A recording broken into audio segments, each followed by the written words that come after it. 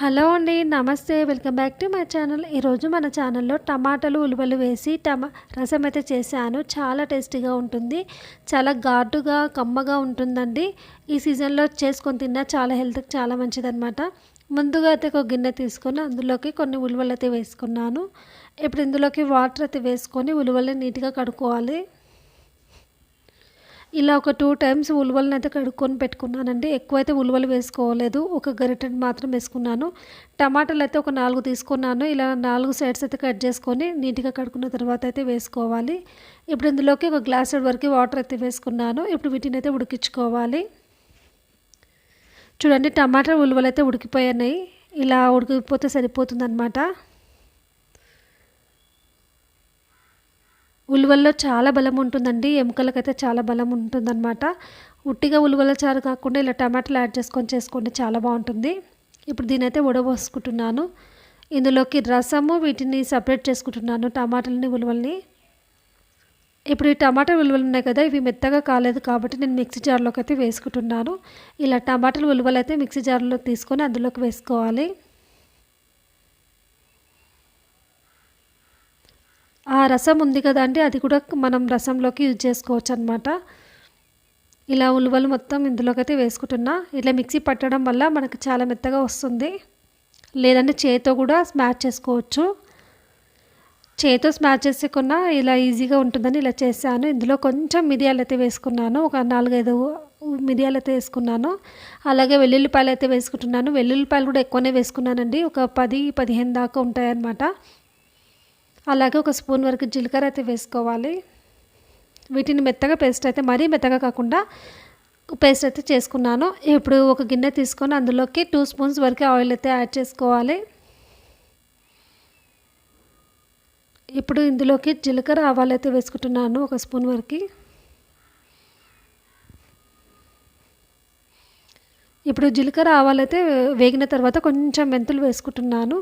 మెంతులు కూడా హెల్త్కి చాలా మంచిది కాబట్టి ఇలా పోపులో వేసుకున్నాను. ఇప్పుడు ఉల్లిపాయలు, కరివేపాకు అయితే వేసుకుంటున్నా. ఇలా వేసుకొని ఒకసారి అయితే కలిపేసుకోవాలి మొత్తము.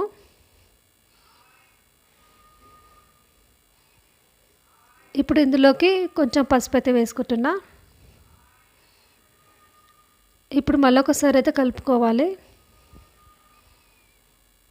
ఈ ఉల్లిపాయ కొంచెం వరకు వేగితే సరిపోతుందండి, మొత్తం వేగాల్సిన అవసరం లేదు. ఇప్పుడు ఇందులోకి ఎండుమిర్చి కూడా యాడ్ చేసుకున్నాను. మనం ఇంతకుముందు ఉలువలు, టమాటాలు పేస్ట్ చేసాం కదండి, అది మరీ మెత్తగా కాకుండా చూడండి ఇలా కొంచెం పంటికి తగిలేటట్లు ఉండాలన్నమాట. ఈ మాత్రం చేసుకుంటే సరిపోతుంది. ఇప్పుడు ఈ మిశ్రమాన్ని ఇందులోకి అయితే వేసుకుంటున్నాను.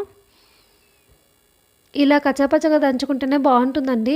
మనకి చారు తినేటప్పుడు అక్కడక్కడ పంటికి తగులుతూ భలే ఉంటుందన్నమాట. ఇలా మొత్తం వేసుకొని ఒక్కసారి ఆయిల్ అయితే మగ్గించుకుంటున్నాను.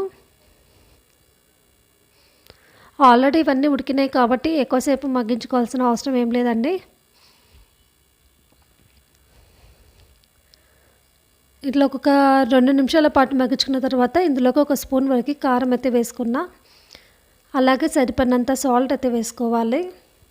ఇందులో ఆల్రెడీ నేను మిరియాలు వేసాను, ఎండుమిర్చి వేసాను కదా, మీరు కారం ఎంత తింటారో చూసుకొని వేసుకోండి. సాల్ట్ అయితే రుచికి తగినంత వేసుకోండి. అలాగే ఇందులోకి ధనియాల పొడి వేసుకుంటున్నాను. జీలకర్ర అయితే మనం ఆల్రెడీ పేస్ట్ చేసుకున్నాం కదా, అవసరం లేదు కాబట్టి ధనియాల పొడి వేసుకున్నాను. ఈ మిశ్రమం అంతా ఒకసారి బాగా కలుపుకోవాలి. ఈ కారము, ఉప్పు, ధనియాల పొడి ఒకసారి ఆయిల్ అయితే ఉడుకుతుందన్నమాట.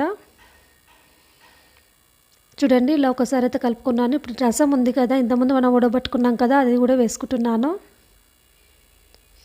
మీకు రసం ఎంత కావాలో చూసుకొని అంత వాటర్ అయితే యాడ్ చేసుకోండి. ఈ రసం మీకు చిక్కగా కావాలా లేదంటే పలుచగా కావాలా దాన్ని బట్టి మీరు వాటర్ అయితే యాడ్ చేసుకోండి. ఇలా ఒకసారి అయితే కలుపుకోవాలి. దీన్ని ఒక 5 నిమిషాల పాటు మాత్రమే మరిగించుకుంటే సరిపోతుందండి. ఈ మసాలా మొత్తం ఆ వాటర్లోకి యాడ్ అవుతుందన్నమాట. కొంచెం సాల్ట్ తక్కువ ఉందని నేను ఇంకా కొంచెం సాల్ట్ అయితే యాడ్ చేసుకున్నాను. ఇప్పుడే టేస్ట్ చూడండి, కారం, ఉప్పు సరిపోయిందా లేదా అని చెప్పి ఇప్పుడే యాడ్ చేసుకోండి. ఇలా ఒకసారి అయితే కలుపుకుంటే సరిపోతుంది. రసం అయితే రెడీ అయిపోతుంది అనమాట. వేడి వేడి అన్నంలో సర్వ్ చేసుకుంటే చాలా బాగుంటుందండి. జలుబైనప్పుడు కానీ నోటికి ఏది తినబుద్ధి కానప్పుడు కానీ ఇలా చేసుకొని తినండి, చాలా బాగుంటుంది. ఈ వీడియో కనుక మీకు నచ్చినట్లయితే నా ఛానల్ని సబ్స్క్రైబ్ చేసుకోండి. Thank you for watching.